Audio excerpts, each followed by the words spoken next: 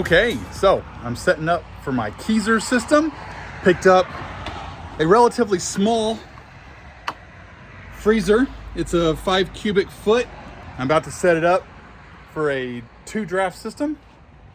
Because if you look down here, it's got room for this keg, and then you can definitely put another keg in here. It'll be a tight fit, but you could do it. So, and then there's CO2, it's perfect height for it. So this is a great little setup. So it's gonna have to get me, until I start doing more kegs. Ha!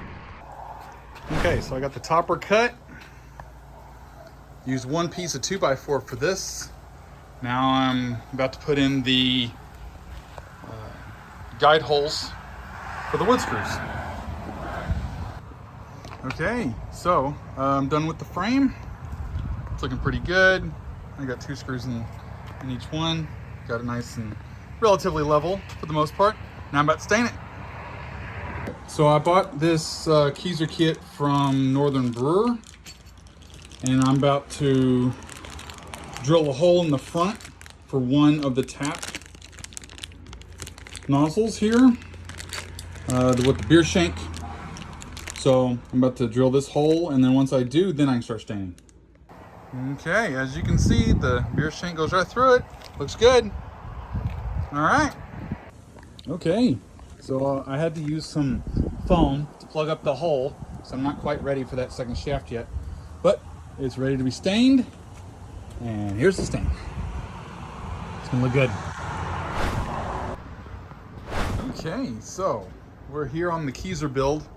So it's not bad. I mean, I probably could have done a lot better, but so far it's looking pretty good. It's sealed on there now.